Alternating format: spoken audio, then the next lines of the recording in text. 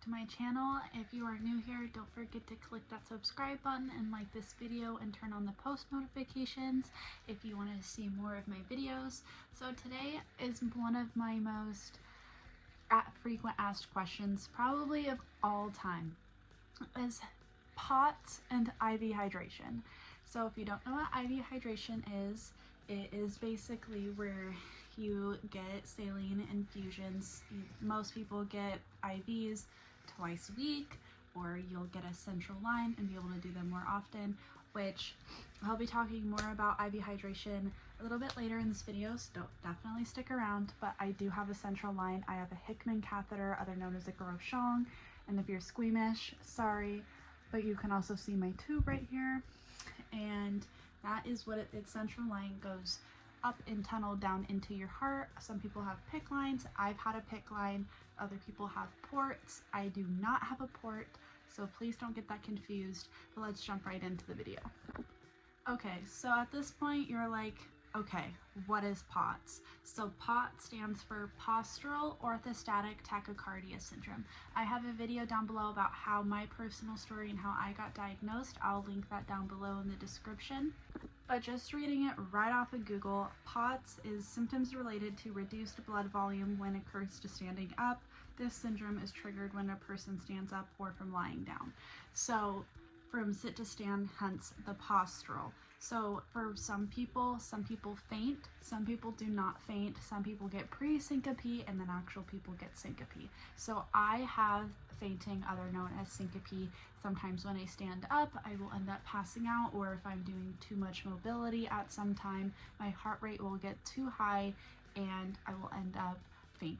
So I suffer from high blood pressure and low blood pressure, so it's kind of hard to find the right balance when it comes to POTS for me.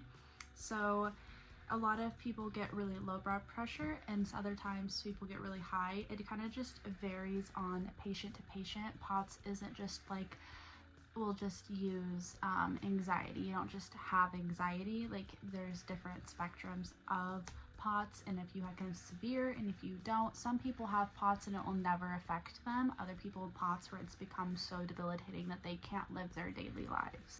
So a lot of things you want to avoid, I wrote a list down, is definitely you want to try to avoid standing for long periods of time, because if you have POTS, you have blood pooling in your hands and in your feet, and it basically makes your hands and feet like blow up like balloons. I suffer from one of the things is chronic sweating and being really hot and heat intolerance, and my body can't regulate its body temperature.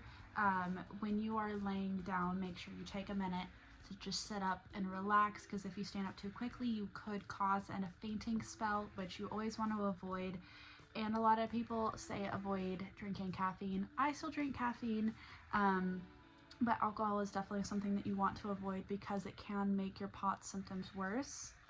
Now, what does POTS symptoms look like? So I just wrote mine down so you can just hear what I suffer from. So I get really dizzy and I get really lightheaded, and that's how I can honestly start to feel the fainting spell come. And I do suffer from fainting. I faint probably once or twice a day. On a good day, I won't faint at all. But ever since I started IV hydration, I'm less likely to faint. I also have problems with concentration and memory, other known as like brain fog. So when I'm like it's honestly because like I can't think right. I also suffer from heart palpitations. It just your heart's like really beating fast, shakiness, and then extreme like sweatiness. Like on a personal level, like if I were to wear, like, we'll just say a pink shirt, I would end up sweating through it just because how often I do sweat. I suffer from really weakness and fatigue as well. It's just kind of like exhaustion constantly. I'm just constantly exhausted. Like, I just got done running a marathon from standing up from my bed, taking 20 steps over to my kitchen. I suffer from migraines. Some people won't be as bad, but mine can last from 3 to 4 days. The longest one I had was 5 days, and it recently just ended. I don't sleep very well either. My heart just won't stop racing, and it's really, really frustrating when you have POTS. And then following that, sometimes I'll get some chest pain, but not too often. And then I always feel like I'm sick, like just don't feel good, if that makes sense. So a lot of my vlogs, if you've watched them, I'm always like, I don't feel good, like I just don't feel good. It's just like I don't feel good, like I just feel tired and sluggish and flu-like a lot, and also shortness of breath. I just constantly just out of breath, and it's exhausting to just, and especially because I am a mom, and being able to do things that a normal mom's able to do, I normally can't. So it's always just trying to find a balance when it comes to POTS. So if you think you have POTS, one of the ways you can be diagnosed is through a poor man's tilt table test or a true tilt table.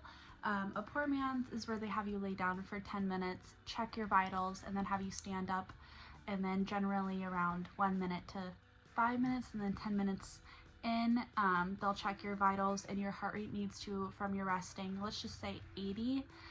If your heart rate was resting at 80 and then it got above 30 beats per minute or exceeds 130 beats per minute, then you can meet the qualifications to get a POTS diagnosis. And that also goes for the tilt table itself. So if you want the actual tilt table to be diagnosed, which most people and doctors do, you're gonna lie flat on your back for 10 minutes on a table. They're gonna strap you in, and then they're gonna, I believe it was a 70-degree angle to put pressure on your autonomic nervous system, so they can try to see exactly what's going on when you are in that position. Some people do end up fainting while they're having their tilt table done. I did about 3 minutes in, and that's okay. Fainting, if you're worried about that, fainting on your tilt table will help them get a better idea of what's going on with your vitals while you are actively getting your test done. Along with, you also want to let them know what you're experiencing during the test, so they're able to go back and pinpoint exactly when you were feeling it, how you were feeling, and what point did that end up becoming triggered. So now, treatment for POTS. I just kind of wrote down some things that I have done. Before I got diagnosed, I would always elevate my legs if I did not feel good to get the blood back to the rest of my body. Definitely drinking so much water that you feel like you're gonna throw up.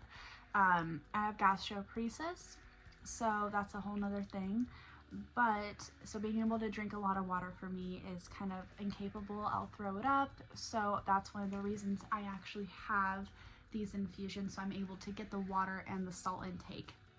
Another thing with POTS is you need to eat lots of salt. I don't know if you've ever been on Etsy and you look up pot stickers, but a lot of it's always about salt and let me add salt to this and it's a little salty today. Like, you always just want to have salt and sodium with your diet when it comes to POTS, because the more salt you eat, it'll increase your blood volume, which makes you less likely to faint, be less likely to be symptomatic. Just POTS and salt are just, you have to have it. I also wear compression socks. They're in my drawer. I would go get them for you, but I don't want to pass out.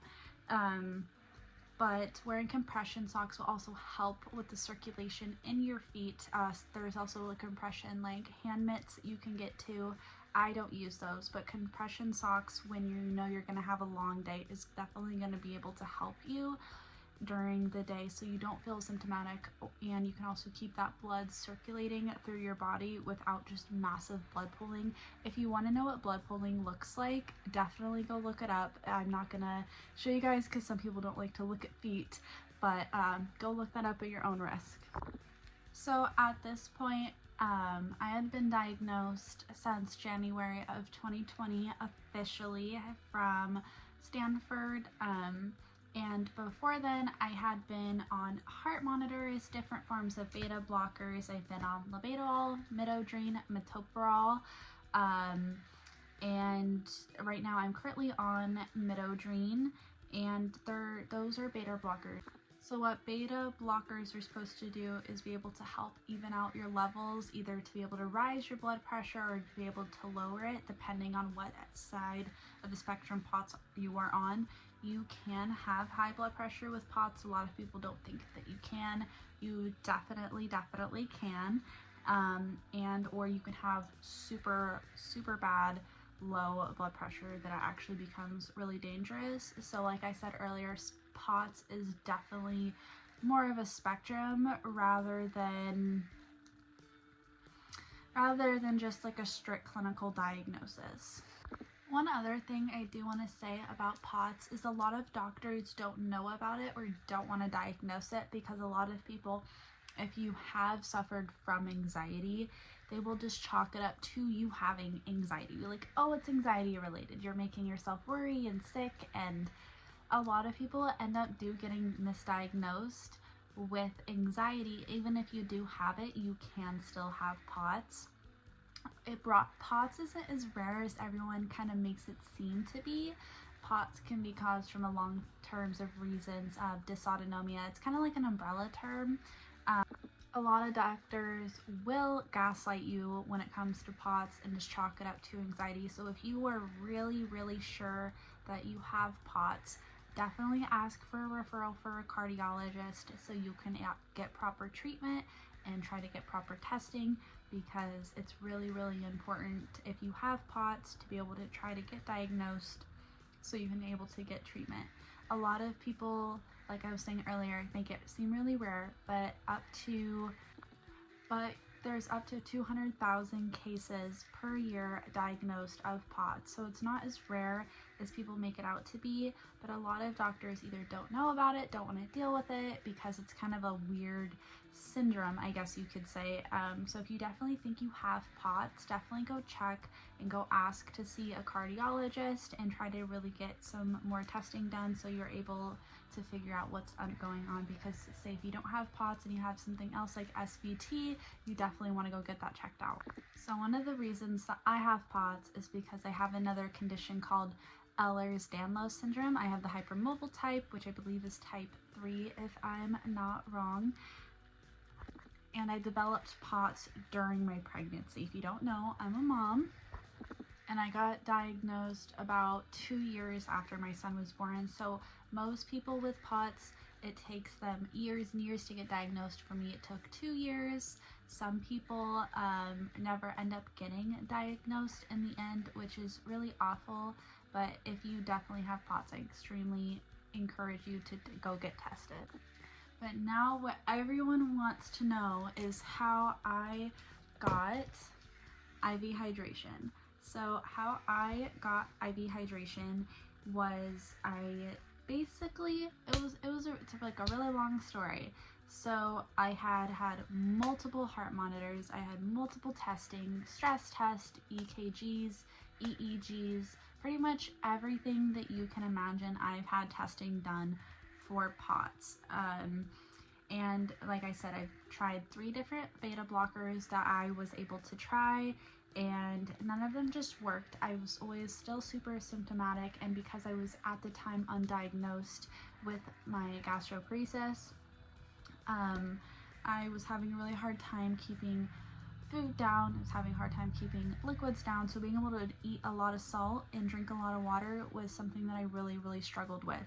And I feel like just kind of everyone struggles to drink water, and I was just super struggling, and it just felt impossible. And my POTS was getting to the point where my husband was having to leave work to be able to come home and take care of me, and it was just my quality of life was not even worth living, I want to say, because I was just dealing with it so heavily. I was fainting like 4 to 6 times a day. It was just unbelievable. I was having to use my service dog everywhere I went. I was having to use mobility aids. It got to the point where I do need a wheelchair. I'm an ambulatory wheelchair user, which if you don't know what that means, basically means you're like part-time wheelchair user depending on what needs that you need during that day. So I got to the point where this year around May, I was just tired and exhausted, and my primary care doctor, she went on maternity leave, and I kept trying to ask my doctor at Stanford, being like, please help me. I want to try IV hydration. I've done so much studying and so much research about POTS, and I really think IV hydration would help. A little side note is whenever I would go to the emergency room for having a POTS episode that I could not control anymore at home, they would always give me a bag of fluids. So that I always felt really good after I had fluids. Like I just felt more energized and I felt so much better. So from sometimes I would get infusions done, I would always feel less symptomatic 2 to 3 days after. So during the 2 to 3 days, I would feel great. So that was just kind of like my own personal experience with having it and why I thought IV hydration would be a good option for me. So my neurologist down at Stanford was like, we don't do IV hydration for POTS. It's too much of a big deal. Just drink water and eat a bunch of salt. Talk to your cardiologist that's more local to you and see what he has to say. So at that point, it was like June-ish, and I was like, I am so sick of this. I made an appointment with my cardiologist and I was like, my quality of life sucks. Like, I don't know what to do. I'm having to depend on a service dog all the time. I'm having to depend on my husband to take care of me. I mean, at this point, I was a 20-year-old girl. Like, I shouldn't have to have people take care of me to this point and in this extent. So I made the appointment with him and I'm explaining to him how I feel every day, the fainting, and he's like, drink water and eat salt. And I'm like, no, I can't. Like, I can't. Like, I have these stomach problems. Like, it's just not working for me. Can we please try IV hydration? And he's like, no, no, no, no. Previously, he did tell me that we could try out in the next appointment, and then he's just not good. Anyways, so I try to make another appointment with my primary care doctor. They tell me that she's not coming back from maternity leave whatsoever, and I was like, okay, cool. So as soon as I can get in, and I always request a female doctor. So they were like, the soonest we can get you in is with a male doctor, and I was so desperate at this point, and they told me that he specializes in chronic illness. So I was all like, sign me up. So it's around the end of July now, and I go to him, and because I hadn't seen a doctor in so long, and there had been so many more new symptoms and developments in my health, and being diagnosed with Ehlers-Danlos syndrome and hadn't seen primary since then, you know, there was a lot of things that needed to be talked about. So I'm going off my list of things, and the last thing I ask for is IV hydration. And I'm like giving the spiel, being like, I had like my binder, and I was like, this is why I think, and these are the studies, and I had them like all printed out, and he was like, sure. Just like so easy. It was kind of ridiculous, but at that point there had been so much testing done, and I had been on so many different medications and tried different things, and telling him all the things I was trying at home. I think that was one of the reasons he was so willing to be able to give me IV hydration. So first, I started out with IV hydration twice a week, 1 liter over the course of 2 hours. So I was getting 2 liters of IV fluids per week. And then it kind of got to the point where I needed a PICC line, essentially. So a PICC line is a central line that's put into your arm. I'm just going to show you guys because I have a photo of it on my iPad. So this is what a PICC line looks like. I no longer have it, but it's basically, they go into your arm and they put a catheter in that goes all the way up into your arm and tunneled down into your heart. So for me, my PICC line ended up getting infected because I have mast cell activation syndrome. I'll just kind of show you guys like what it looked like at its worst, because it was just outrageous. So he ended up giving me the PICC line because I was during the days where I had to go a little bit longer because the way the scheduling worked, I would feel just awful, and it made my symptoms worse. So you definitely need to be prepared for that when it comes to IV hydration. I didn't realize that the days in between would kind of make me feel more symptomatic, but because I had mast cell activation syndrome and my PICC line did get infected, I had a blood clot, as well that had to be removed. So like trigger warning, but this is what it looked like. It was just having blistering and it was getting infected and bleeding, and it was just gross. I'm not going to get into it. And this is what it looked like when it was removed. So I guess like trigger warning again. So that's what it looked like. You could just see it was all like red and gross. It's fully healed now and I'm not dealing with that anymore. So I ended up getting my second central line placed, which is, like I said, the Groshong, the Hickman catheter. So after about a day of having it, my mast cell activation syndrome started flaring up along with my chest. And the worst that I got was trigger warning. Again, this photo isn't that graphic, but you can see all the redness, and it was blistering and doing the same thing. And that can definitely cause infection. So if you see that when it comes to adhesive, if you do have to get a central line, go reach out to your doctor immediately and be like, there's something wrong, like I'm not sure what to do, and they will be able to help you. And you can definitely try different dressings. Like IV 3000 is something that's worked for me, and IV 3000 looks like this. It's clear, and then it has the orange peachy stuff on top. So I was doing 2 bags a day at home with my PICC line, and then I had to wait for the new orders to come in so I could do IV hydration every single day to be able to help my POTS and help my fainting, because I was still fainting pretty heavily during this, and it was just so frustrating because I just felt so defeated that my POTS has just been like getting worse and worse, and I had been experiencing so much tachycardia that I just didn't even want to leave the house anymore.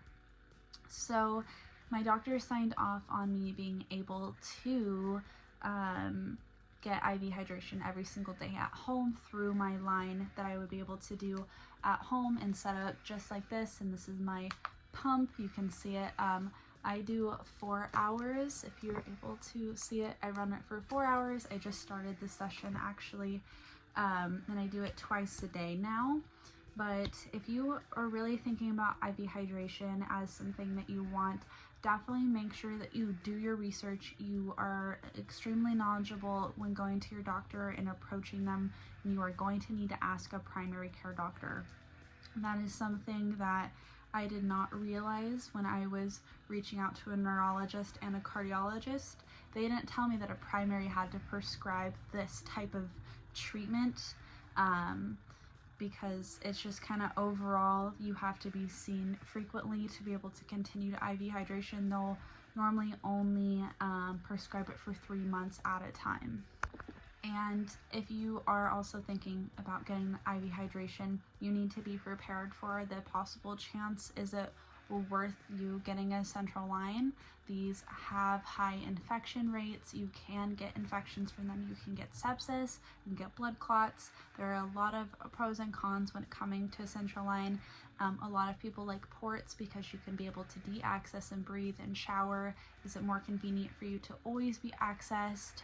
It's more for me because I do so many of these. It would be hard to de-access and re-access all the time.